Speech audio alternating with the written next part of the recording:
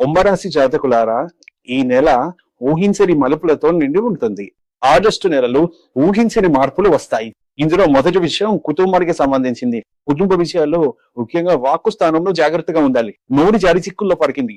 మీరు నోరు జారి సమస్యల్లో చిక్కుకోకండి. కుటుంబంలో అయినా, మీ బంధువుల దగ్గరైనా, మీరు పనిచేసే చోట లేదా వ్యాపారం చేసే చోట నోరు జారి చిక్కుల్లో పడకండి. అది పెద్ద సమస్యలకు దారి తీస్తుంది. నేను చేస్తాను, ఇది చేస్తాను, గౌరవం కోసం మాట్లాడాం. కేవలం గౌరవం కోసం చేసే పనులు ఏవి వద్దు. మీ స్థాయికి ఏది తగినదో అది మాత్రమే చేయి. శతభిషం నక్షత్రం కుంభరాశి. కుంభరాశి ఎవరు ఆధీనంలో ఉంటేనే శని ఆధీనంలో. ఇప్పుడు కుటుంబ స్థానం, వాక్ స్థానమైన రెండో ఇంట్లో శని ఉన్నాడు. కుటుంబ స్థానం, వాక్ స్థానం. డబ్బు విషయంలో కూడా సమస్యలు ఉన్నాయి. కుటుంబ విషయంలో కూడా సమస్య ఉంది. ఉద్యోగ విషయంలో కూడా కొన్ని సమస్యలు ఉన్నాయి. పూర్వాభాద్ర నక్షత్రం కుంభరాశిలో ఉంది. అదే విధంగా చూసినట్లయితే శతభిషం నక్షత్రం కుంభరాశిలో ఉంది. అదే విధంగా ధనిష్ట నక్షత్రం కుంభరాశిలో ఉంది. ఇప్పుడు తర్వాత ఏం చెయ్యాలి అని సమస్యలు చాలా ఉన్నాయి. అలా ఒక్కో విషయాన్ని ఎదుర్కొంటున్నాను. ఒక్కో విషయం వస్తుంది. ఒక్కో విషయాన్ని అలా ఎదుర్కొంటున్నా. ఇప్పుడే కొన్ని నిజాలు బయటపడుతున్నాయి. కుటుంబంలో ఇప్పుడే కొన్ని నిజాలు బయటపడుతున్నాయి. ఇవన్నీ నాకు తెలియకుండా జరిగాయా? ఇవన్నీ నాకు తెలియకుండా నువ్వు చేసావా?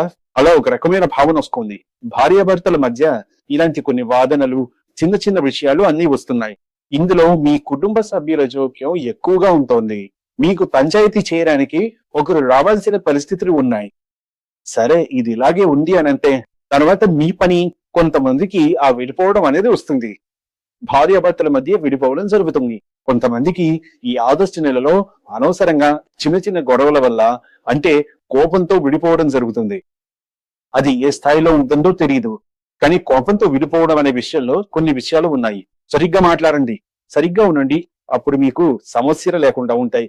అలాగే జన్మరాశిలో రాహు ఉంటే కొంతమందికి కలలో కూడా పాము తరుముతున్నట్లు, పాము కాటు వేస్తున్నట్లు, పాములకు సంబంధించిన కలలు ఈ ఆగస్టు నెలలో ఎక్కువగా రావచ్చు, వస్తాయి. కాబట్టి డిస్క్రిప్షన్ లో నంబర్ ఉంది. మీరు అడగండి. మీకు అలాంటి కొన్ని సమస్యలు వస్తుంటే, ఆరోగ్య సంబంధిత సమస్యలు, నిద్రలో ఉలిక్కి పరియడం, ఇలాంటి సమస్యలన్నీ నాకున్నాయి అని మీరు చెబితే మీరు అడగండి. వాటికి పరిష్కారాలను నేను మీకు చెబుతాను. తర్వాత వ్యాపార విషయాల్లో జాగ్రత్తగా ఉండండి. ఉద్యోగ విషయాల్లో జాగ్రత్తగా ఉండండి. అన్ని విషయాలు ఒక స్థాయి వరకు, తర్వాత స్థాయికి వెళ్లే పరిస్థితులు వస్తాయి. సమస్య లేదు, అయినప్పటికీ వీళ్ళు ఆశించిన స్థాయిలో ఉంటుందా అని చెప్పలేము. కొన్ని విషయాలు దశల వారీగానే ముందుకు సాగుతాయి. వ్యాపార విషయాల్లో కూడా అలాగే ఉంటుంది. కొన్ని విషయాల్లో మీరు చేస్తున్నారు, ఎవరితోనూ కలిసి చేయకుండా వ్యక్తిగతంగా కొన్ని పనులు చేయండి, విజయం వస్తుంది.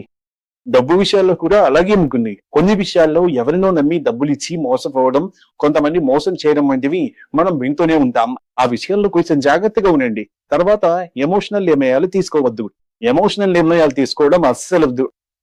తర్వాత చూస్తే ఇతరులను నమ్మి వారికి అప్పగించిన బాధ్యతలను నేను తీసుకుంటున్నాను, పర్వాలేదు అని చెప్పి మీరు ఆ బాధ్యతను తీసుకోండి.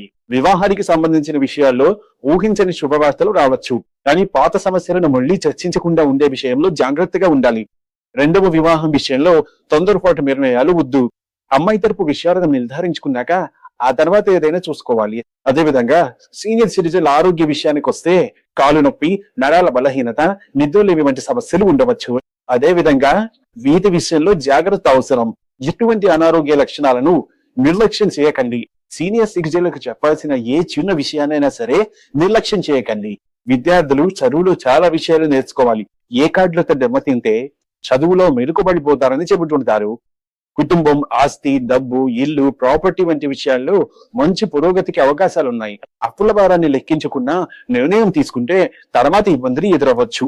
నువ్వు ఇల్లు కొన్నా లేదా ఏదైనా పని చేసినా అప్పు తీసుకునేటప్పుడు ఆలోచించి అడుగులు వేస్తే ఆ అప్పు భారం నీపై ఎక్కువగా పడదు. షేర్ మార్కెట్ లో కూడా అంతే. ఆకస్మిక లాభాల కోసం ఆశ పడటం ప్రమాదకరం. అతి ఆశ ప్రమాదానికి దారి తీస్తుంది. కాస్త జాగ్రత్తగా చూడండి. ఆలోచించకుండా పెట్టుబడి పెడితే నష్టపోయే అవకాశం ఉంది. ఆ విషయంలో కూడా చాలా జాగ్రత్తగా ఉండాలి. అంటే మిమ్మల్ని పరీక్షించేది శత్రువులే కావచ్చు, అంతేకాదు మీరు ఆలోచించకుండా నమ్మే వ్యక్తి కూడా కావచ్చు. కాబట్టి ఏ విషయంలో ఎలా ఉండాలో కొంచెం జాగ్రత్తగా ఉండండి. అదేవిధంగా అప్పులు ఉన్నవారు మరియు చిన్న సూక్ష్మ వ్యాపారులకు కుంభరాశి వారికి కొంతవరకు విజయవంతంగా ఉంటుంది. కుంభరాశి వారికి హెచ్చరిక చాలా బాగుంది.